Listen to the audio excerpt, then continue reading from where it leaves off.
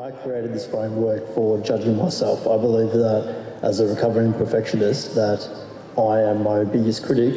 And I believe if I showed you the video of the first 5 years of your life and every single thing your parents, grandparents, and the people around you did, things would become much more clear for you that you had nothing to do with that.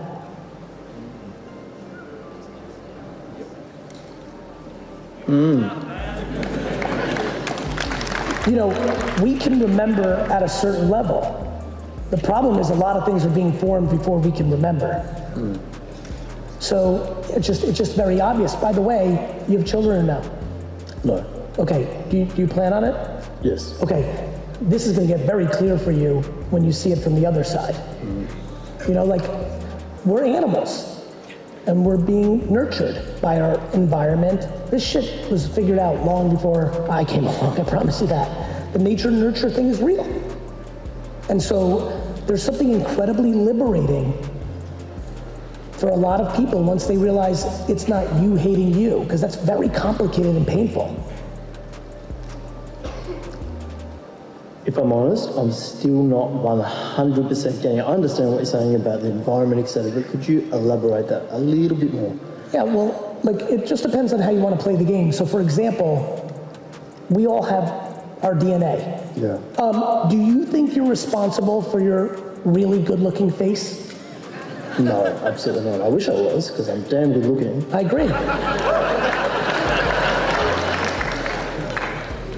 So you don't think you're responsible for your face, Yeah. but you do think you're responsible for your insecurity.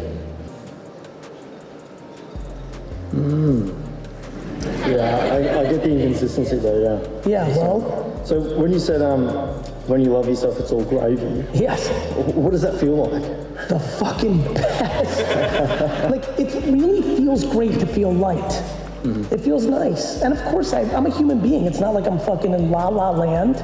But when the foundation is good, when you really do fight, like for me, when I'm struggling with something and I'm stressed, it fascinates me how much my natural framework starts to fight me out of it. Like how quickly, whether it's an hour or a half a day, like everything is forcing myself into like, okay, hold on.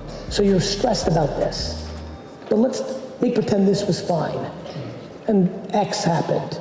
Someone that you care about was sick or like very quickly I go to the higher level of perspective. And so that practice, so like it feels nice to not worry all the time, you know, about things that are silly. It's good to worry about the important things. You know, the health and well-being of yourself and your loved ones. After that, it's like everything else is manageable. I talk about the same stuff. And once in a while, somebody will leave a comment, or even here will be like, Gary, you talk about the same shit. And I look at them like, do you want me to lie and make up shit? Like, of course I talk about the same shit because I've been running businesses for 20 plus years and it works. And when I look at other businesses that work, they're doing the same thing I'm doing. And then when I look at other things, I see businesses sometimes that work for a year and then collapse because it's what I've been talking to you about for the first 15 minutes, which is if you're gonna be built on shit, you're gonna sink.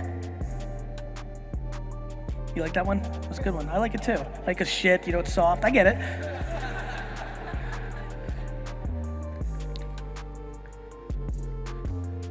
Judgment is very interesting to me. I've come to realize in the last 3 years that it is judgment that is stopping 90% of this audience. Especially when you go into different subcultures, it is scary to me how many of you are not doing things because you're worried about what your parents would think. You're worried about disappointing your parents. You're worried about the leverage your parents have. And that is unbelievably true in every culture, but obviously quite true in this culture. Judgment is the #1 thing that I need to break you out of for you to even begin to make content on social networks. You don't need to be perfect. You don't need to be right. You need to stay in your lane. You need to talk about what you know. You need to talk about what you're passionate about. You gotta talk about either what you like or what you know.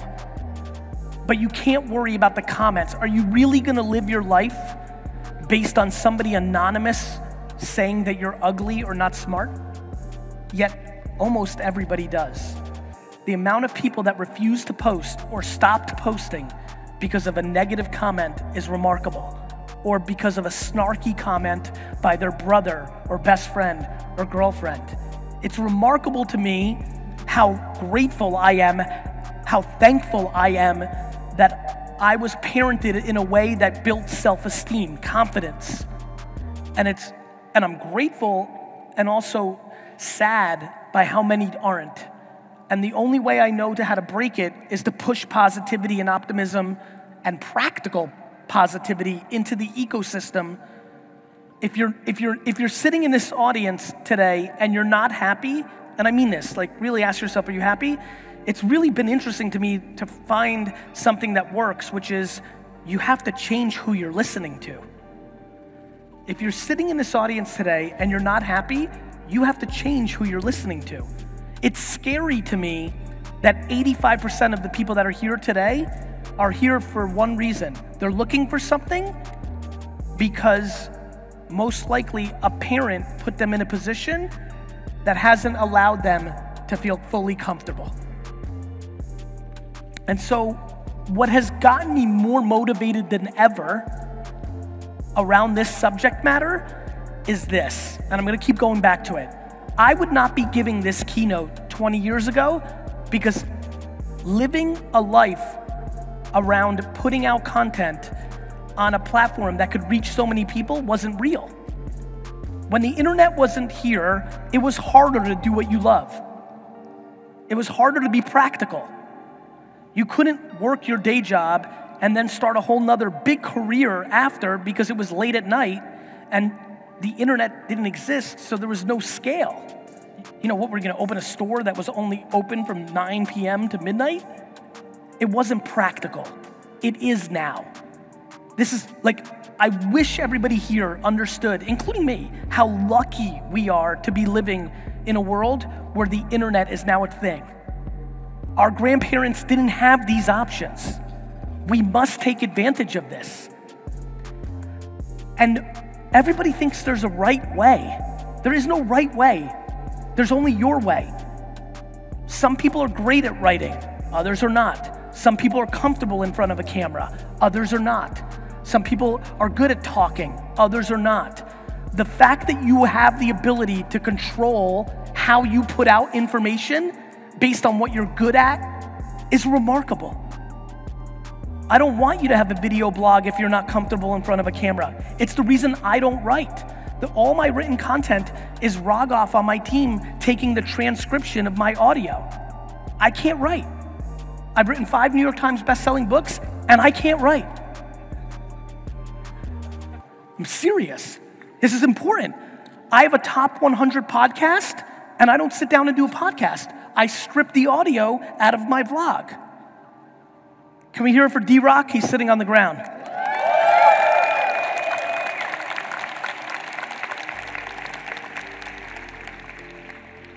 I deploy self-awareness and self-esteem to reverse engineer myself to put myself in a position to succeed. It is my great hope that I can inspire people to do the same, but it starts with being self-aware and having self-esteem. I remember before you also said not to be angry at your mom and your dad, etc., because their grandparents made them. Yeah, fuck your grandparents.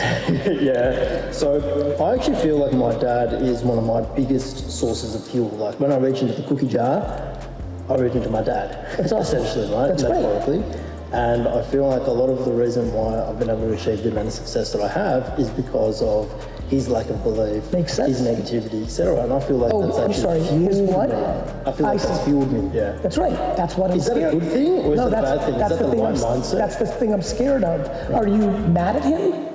Well, I'm not sure. Should I be mad? That's really the essence of my question. Well, because if you're not sure, what the fuck do you want from me?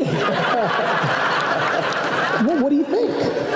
Do you think you're mad at him, or do you think you feel bad for him, and it's allowing you to try it a different way? You might have compassion for him. By and large, I'm happy because, as I said, that's the large fuel for what's driving me forward, I think. Okay. My biggest purpose in life is to prove him wrong. I want to be like, see, I did it. Right, that's called being Darth fucking Vader. That's the dark energy. Hard to be sustainable. Yeah. When does that end of you proving him wrong? Is that $1 million? Is that 1 million followers? Is that having a hot +1? Like, where does that stop? I've got a pretty clear destination. Actually, when we're doing 8 figures, why not 9? Well, I think 8 will be enough for me. Yeah, but why? Because when I reach 8, why not? Then why not 7? Sorry. Then why not 7? Well, because I'm already there. Okay, so what? Like, but why 8 and not 9? You do understand? I think that once we're at 8 figures, then I'll be able to say, "Hey, Dad, look, we've influenced this many people, we've saved this many lives." He's going to say, "I don't give a fuck." Really? Cool.